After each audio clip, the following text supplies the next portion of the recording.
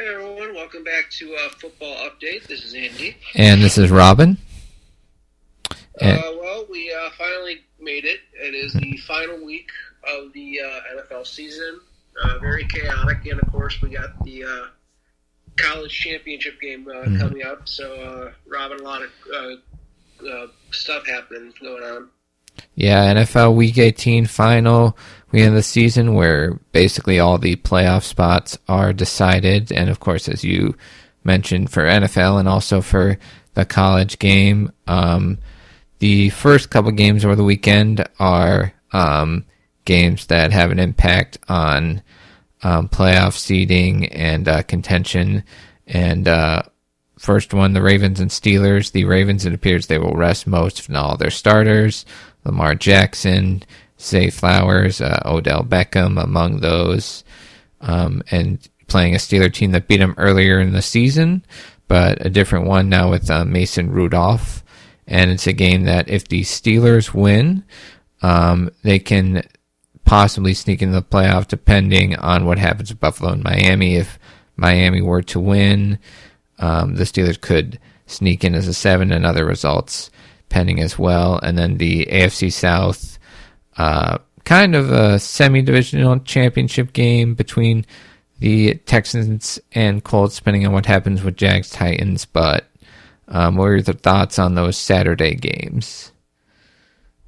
Well, Steelers-Ravens, on paper you think that the Steelers would win this, because they are sitting a few starters in Baltimore, but Tyler Huntley plays pretty well, and, these players, both teams are very, well-built, and I wouldn't be surprised if Baltimore could pull off an upset. Tyler Huntley is pretty decent, so it's going to be a very curious game, and, it's just funny that last year that the Texans and Colts were like the first top 4 or 5 in the draft, and now they're both in the playoffs. I mean, are on the door of the playoffs, I should say, and it all depends on who wins this game.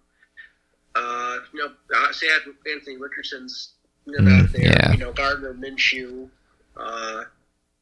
playing crazy. Who knows? Maybe he could get picked up by Sean Payton. That was something I was going to mention. All these backups this year. It seems like Sean Payton might be seeing who might be his future QB soon. But that's going to be a very exciting game. Two games coming up this weekend, and like you said, the South could still be up to grabs. As you mentioned. So, what are your thoughts? Do you think that the Jaguars can bungle this up, or do you think they might still have it? So it seems with the Jaguars, very limited participation from Trevor Lawrence in practice this week. He had the sprained shoulder, previously the high ankle sprain in the knee, concussion, so he's been dealing with law injuries, and it's not sounding great for how much he's able to participate in practice for him. And C.J. Beathard was able to get the W on Sunday, albeit against a Panthers team that made more news for what happened in the owner's box than what they did on the field, which is not much, obviously. But Titans, Mike Vrabel has said, losing sucks for lack of better terms. He was very colorful with his language on that, but he's definitely a guy that wants to win this, even if it doesn't mean anything in the standings, and helps to, playoff wise, and may hurt your draft status, but he wants to win as much as anybody. So they did bring back the Jaguars' Christian Kirk into practice, but no guarantee as to if he'll be released off IR and then put back onto the active roster. But as for... I'm sorry. I was just going to say quickly, if I remember, didn't the Jaguars kick the Titans out of the playoffs last year? Yes, that's right. That was the Saturday night special last year on ESPN. So another AFC South battle on ESPN. It's two great rookie coaches who have a great case anyways to begin with for Coach of the Year as rookies, and then this is the first game for the Texans that isn't a 1 o'clock normal game, so it'll be the first time in prime time with a chance to show themselves. So, yeah, it'll be interesting to see what they do there. And they're playing in this is tough. I can't honestly tell you who's going to win this one, but, they should just be proud of themselves, Yeah, absolutely. Both teams, They were the bottom of the draft last year. Now they're both knocking on the playoffs. Mm-hmm.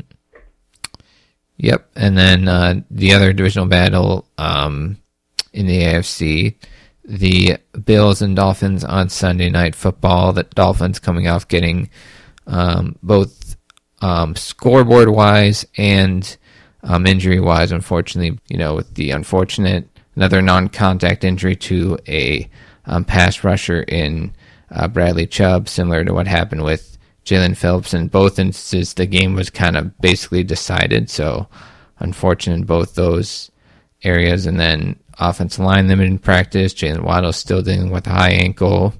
Meanwhile, Buffalo has had 2 lackluster games after kind of a streak of playing pretty great against big-time competition.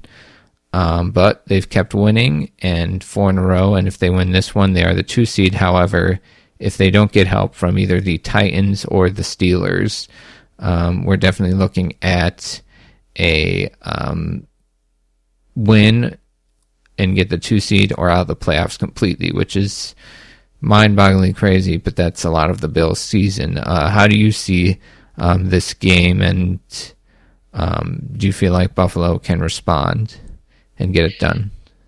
Well, the one thing that's going for us, and you don't wish for injuries, but they are plagued with injuries. Yeah. Like all of their starters that were kind of questionable this week did not practice the past few days, and even Tyreek Hill was in a walking boot. Yeah. So even if he plays, they're limited. But both sides of their offense and defense. So this feels like a game. Again, I'm just worried because, like you said, if those 2 games don't go our way earlier, it's in or out for us. But at the same time, with all these injuries, and it just feels like whenever the Bills have a couple of sluggish games, they kind of come back roaring almost. But it's good that I've never been excited or nervous for the Bills playoff game since Josh Allen's been here. It's just been a very up and down season, and honestly, the way the season is going, I guess you couldn't end it on a better note. Yeah. Hopefully the Bills can. It feels like they're a big play away by a Stephon Diggs, Josh Allen connection from being able, in at least these last 2 games, from kind of pulling away in both those games. Instead, they end up being overthrown and underthrown. That's kind of been a 5 or 6 occasion thing this year where, for a reason, they have been able to connect on those deep shots. Do you have any idea why maybe his stats are down, or, I think maybe I'm wrong. They're just trying to feel out the rest of the offense. And maybe unintentionally, I should say. Like, Brady's just coming up with these designs and stuff like that. And again, I'm only speculating here. It feels like this is the kind of game where he might pop up, possibly. Yeah. And that depends if Ramsey will shadow him or not. Yeah, which he could, because Xavier Howard, I forgot to mention, he's out with a foot thing, it's sounding like. Yeah, and then the only other thing is there's some rumors that, Murray might be a little beat up from the whole season has been producing, whereas the game that Fournette was in, he was getting 4 or 5 yards of carry. So this feels like a game just based on the injuries on both sides of the Dolphins that you get up high enough. Yeah. Murray might not keep messing them up. Fournette might be a great person later in the game to just break a bunch of yards. Just keep the clock running, kind of. Yeah, hopefully they can kind of go with the game plan or similar game plan to what the Ravens did, where they got Justice Hill on some of the linebackers for the Dolphins, and made some plays pass game there. And then also Isaiah Likely and Charlie Kohler doing a lot from the tight end position. Maybe get Knox and Duncan Cade to do that. James Cook to make plays.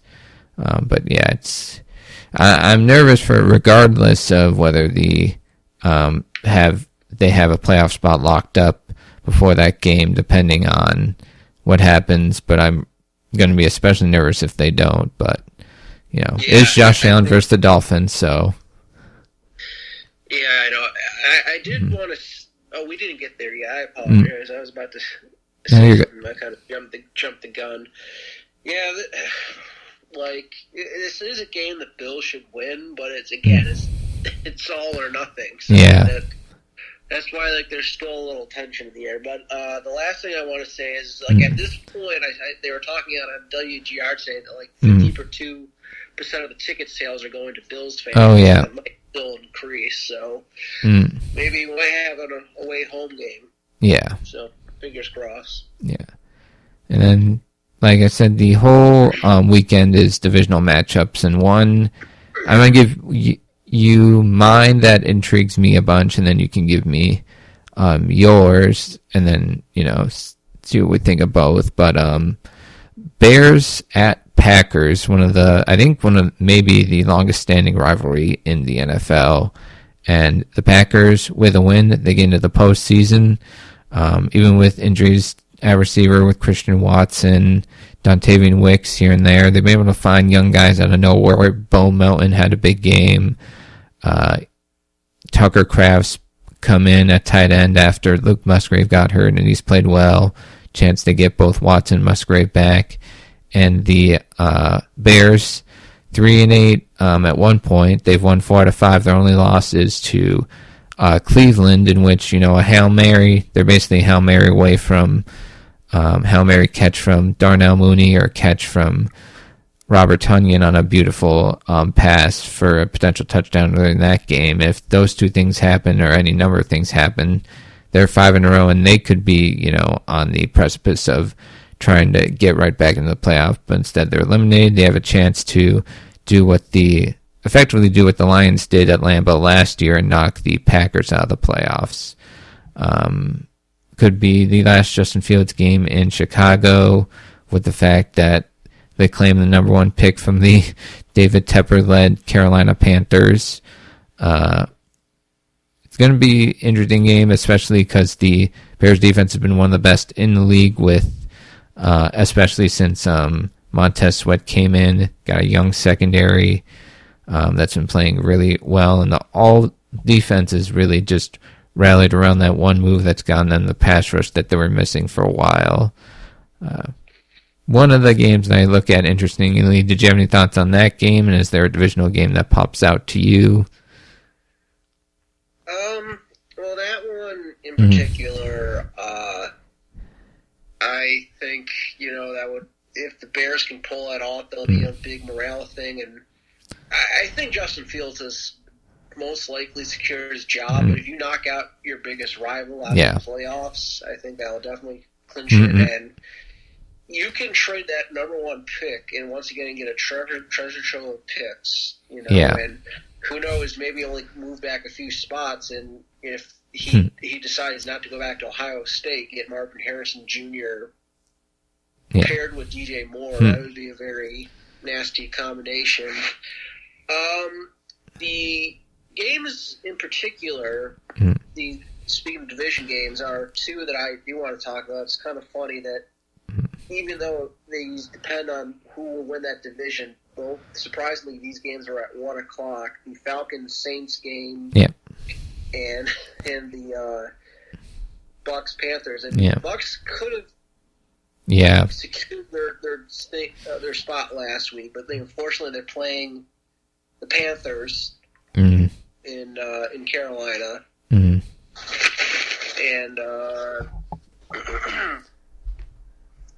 but at the same time,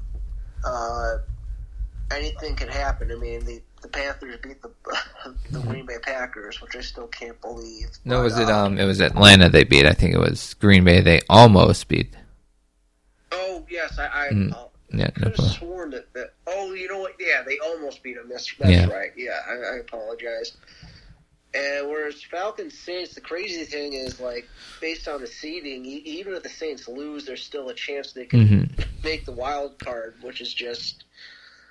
I think we talked about it at the beginning before the season started. Just the NFC South was going to be so topsy turvy, and now 3 teams can have the chance of like getting this thing. So it's just very funny, but kind of just insane. Oh yeah, a division's that soft.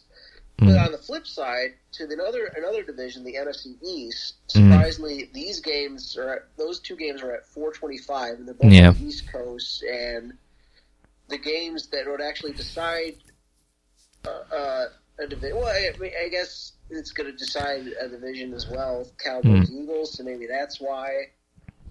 But I guess the point I'm trying to make is that you guys have playoff implications, and you're set up the basic 1 p.m. time where a lot of the other games don't matter. That's a little sad. Yeah. Panthers, again, that I just was looking up the ticket prices because I know when the Falcons and Panthers played, it was like single digits up. Sorry about that. No, you're fine.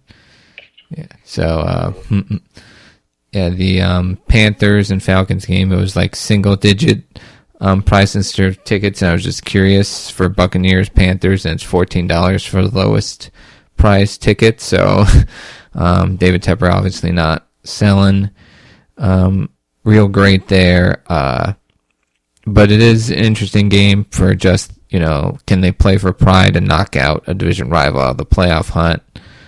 I don't think it'll happen, but we'll see. And I do think the Buccaneers, this is a game where both of the games that you mentioned, the NFC South games, Todd Bowles loses that game. That doesn't feel great. I know there's a lot of Buccaneers fans, even during this streak, that aren't in love with Todd Bowles, and a loss like this with the playoffs on the line wouldn't help. And then Arthur Smith, it was talked about, I think, on the morning talk shows that before the Bears game that they lost by 20, his job would be safe unless there was an embarrassment, and then they lose pretty badly to Chicago, who again has improved down the stretch, but Falcons battling for a playoff spot, and they didn't come up big in that performance at all. So if they don't come up well at New Orleans, that could spell doom for Arthur Smith there. It does sound like Dennis Allen's safe, but we're interested to see what happens with all those situation coaches, because I don't think anyone's like really in love. Any fan base in that division is really in love with their respective coach. But it could turn out to be much ado about nothing, or very newsworthy on Black Monday. Yeah, it's going to be very interesting to see what happens there. So that's, in addition to the playoffs, that's something that we definitely will be sad. I'm not going to say looking forward to, because it's sad that people lose jobs. But that would be a very interesting thing to talk about. Yeah. And then the college football playoffs were on Monday, New Year's Day. The highest viewership rated game in college football in years was Alabama-Michigan in the Rose Bowl. And Jim Harbaugh, I can't remember him ever pulling off a playoff game win, and he did it against Nick Saban, albeit against kind of a lower-tiered Bama team, but you beat Saban and do it in the way that they did, seemingly out-coaching them in big spots and being the tougher team. Quite the accomplishment, and I feel like it just kind of raises his stock for both what he could get out of Michigan in a contract or in the NFL. The Chargers and Raiders jobs, Panthers jobs already open. There could be more openings. What were your overall thoughts on that game, and also Washington, Texas, which was two, talented quarterbacks, one of them going to the draft this year, Penix, and both teams with 3 NFL receivers and creative offensive coaches that came down to the wire? I thought it was exciting football, that game. The Washington, Texas. Yeah. Very interested to see where those players will go, but it's at least both games were both very entertaining and were blowouts like one of the games last year. Again, as an Ohio State fan, kind of mad Michigan won. I hope Washington wins, but I think Michigan's going to have this. Like, the only saving grace of them winning a national title is maybe Harbaugh will leave, and Ohio State can start winning again. But that's just coming from an Ohio State fan. Yeah.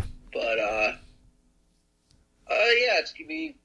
I think it's gonna be a very viewed national title because apparently this is like the second time since the 2000s. I think they said that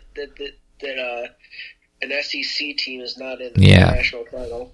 Yeah, and Washington getting in or Michigan when they won, it was like basically said that next year on the schedule with the Pac-12 teams, a bunch of them including Washington, Oregon, UCLA, USC going into the Big Ten, that Michigan had both Texas and Washington on the 2024 schedule. So they would have, as soon as they beat Bama, people were like, oh, they're playing this team. Either one of these teams that they play in the national championship this year, they'll play in the regular season next year. So, yeah, just interesting how with these super conferences in college now that the regular season games will, increase in more teams, I think, more big teams facing off against each other because they're not afraid of, well, if we lose one or two, we're basically out of the 4 team instead the 12 team. But, yeah, I feel like if Washington can throw the ball, they have a shot, but Michigan's the type of team that can grind it out, run it, hit a few play action shots. I think that's when J.J. McCarthy's kind of at his best, when it's like 20 to 25 throws. You're not forcing him to process or go and shotgun and do all these things. So we'll be interested to see there. Since you are a Ohio State fan, I do kind of have to ask, what do you think of their bowl game performance and also all the guys supposedly leaving for the draft, transfers, including the quarterback? They did get the Kansas State quarterback, Will Howard. How do you feel about that, the state of that program and Ryan Day as the coach? Because there has been talk that he has been the greatest in big games. Yeah, it is a little frustrating. Like it's like Michigan has been having his number the past couple of years. Oh yeah, that takes him out of the playoffs. I am happy that the playoff field is expanding. In terms of I am very happy at the quarterback upgrade. I really hope that was it. Like, I was kind of wishing that the rumors are true that maybe Arch Manning might go to Ohio State in the transfer portal, but that didn't happen. That just turned out to be a rumor. And I'm really curious if they're going to be able to do what they're saying, like sign those NIL deals that are almost as good as rookie contracts. Yeah, I don't know if that's. Yeah, it's going to be interesting because again, they will be getting the same amount of money, and you never know. Maybe I am kind of happy the NIL is available because there are those teams in the draft that are always sometimes perennially in there, and if it is like a messed up organization, a player can kind of get a feel of whether or not, if they want to avoid that or also kind of compete for a championship. Because Harrison Jr. kind of mentioned he is 50-50 on what his decision is. Did they say when the deadline for them is? Like, I think it's mid-January. I think it's like the 14th or the 15th. I don't get the sense he did say he wants to beat Michigan. He doesn't want it to end on a low note, but I couldn't find too much saying how truthful the $20 million thing was. And even if that were the case, it's like you could make that back in a year with a rookie contract and endorsements, and then the earlier you start your NFL career, whether it's especially a position like running back, but just any position in general, it's kind of the better. As long as, and he's going to be a top 5 pick this year, regardless. So I pretty sure he'll be going into the draft and being a top pick. And then, it'll make for a great, potential April draft, but whole off season with the combine, Senior Bowl, and everything like that. Yeah, and to answer the bowl game was disappointing. They're obviously very frustrated. So I hope this is a good kick in the teeth to kind of get them out of their complacency. Definitely. And with that, this has been Football Update with Andy and Robin. I guess this version I say this is Robin. And this is Andy. You guys have a good one.